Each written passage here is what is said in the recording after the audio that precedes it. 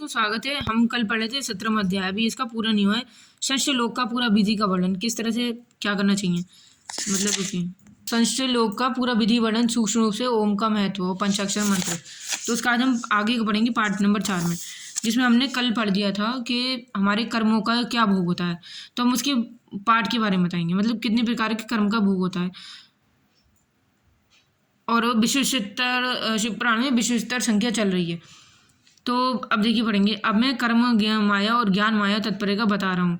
मतलब माँ का अर्थ होता है लक्ष्मी और कर्म भोग का मतलब होता है प्राप्त, इसीलिए वह माया अथवा कर्म माया कहलाती है। इसी तरह माँ अर्थात लक्ष्मी से ज्ञान भोग और ये अर्थात प्राप्त होता है, इसलिए माँ माया ज्ञान वगी का उत्तरवत सीमा से नीचे नैशेश्वर भोग है और उसको ऊपर ही नित्य भोग है, और उससे नीचे ही तिरोधाधाम अर्थवत है, ऊपर नहीं। माँ से नीचे ही कर्म है, पशुओं द्वारा बंधक होता है और ऊपर बंधन का सदा अभाव है, और उससे नीचे ही जीव सकाम कर्मों का अनुसरण करते हुए भिन्न भिन्न लोकों और योनियों के चक्कर में काटते हैं। इससे ऊपर लोगों को निष्कर्म कर्म योग भोग बताया गया है।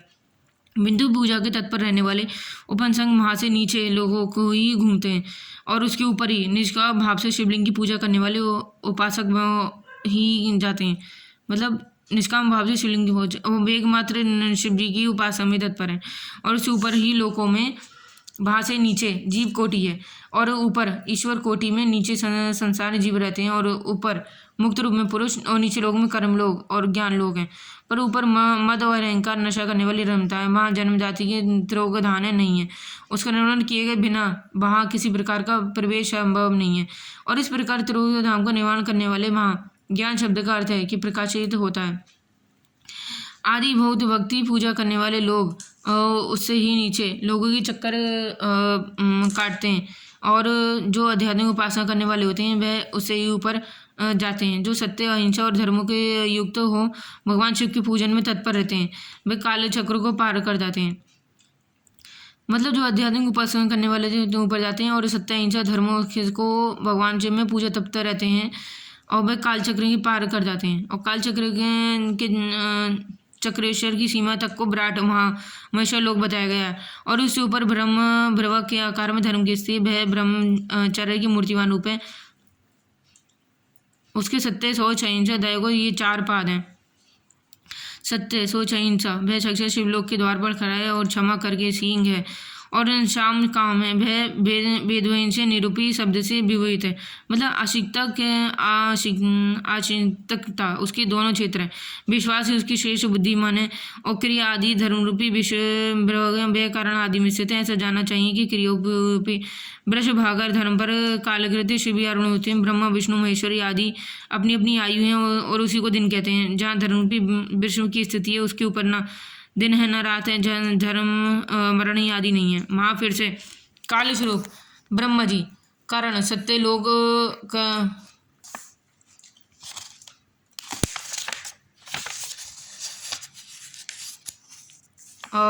लोग 5 भौतिक गंधे आदि से परे हैं।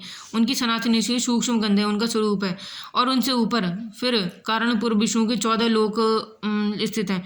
उनमें से ऊपर फिर कारणवासी और रुद्र के 88 लोगों की स्थिति मानी गई है। फिर से उनके ऊपर कारण शिव के 56 लोग विद्यमान हैं, और तदंतर शिव शक्ति ब्रह्मलोचन है। वहीं 5 अवरों से युक्त ज्ञान में कैलाश आदि 5 मांडलों 5 ब्रह्म आदि शक्ति से युक्त आदि लिंग है। उस परमात्मा को शिव शिवालय कहा गया है। वही परम शक्ति युक्त परमेश्वर शिव निवास है। वही शक्ति सृष्टि पालन नयम त्रिघोषा 5 भक्तों का प्रिय है। और वहीं सचिनंद वह सदा रूप ध्यान रूपी धर्म में स्थित रहते हैं, और सदा सब पर अनुग्रह किए करते हैं। वह शवरात्र में सब समाधि रूप है, आसान रूप से आसानी नित्य विराजमान होते हैं। कर्म और ध्यान आदि का अनुष्ठान करने से क्रमशः जो है साधन में आगे बढ़ने पर उनका दर्शन संदेह होता है। नित्य नैमित और आदि कर्मों का देवी देवताओं को यज्ञ कार्य में भगवान शिव के समाधान कर्म में मन लगता है। ये क्रिया आदि शिव समाधि कर्म में उनके द्वारा शिव ज्ञान सिद्ध करें, और जिन्होंने शिव तत्व का साक्षात्कार कर लिया अथवा जिन पर शिव की कृपा दृष्टि पड़ चुकी, सब मुक्ति ही ऐसे हैं, और इनमें से संयम नहीं है। आत्मस्वरूप जो स्थित है और वही मुक्ति एकमात्र अपने आत्मा में रावण और आनंद का अनुभरण ही करना चाहिए। इसी मुक्ति होती है। जो पुरुष किया हो तब ज्ञान आदि ज्ञान धर्म भली बात जानता है, वही शिव का साक्षात्कार करके स्वरूप शुरू होता है, मोक्ष को प्राप्त होता है। जैसे सूर्यदेव अपने कारणों से अशुद्धि को दूर कर लेता है, वैसे ही कृपया करने से भगवान शिव अपने भक्त को अज्ञान मिटा देते हैं। ज्ञान की निर्भरता जानने वाले शिव ज्ञान स्वरूप प्रकट हो जाता है और स्वयं आत्मराव प्रभावित होता है। आत्मरामता की जो है संयम सिद्धि को जानने वाले मनुष्य कृतज्ञ होते हैं। तो आज हमने आधा पढ़ा है, कल आपको आधे पढ़ के सुनाएंगे। वीडियो पसंद आए तो शेयर कीजिएगा। नमस्कार।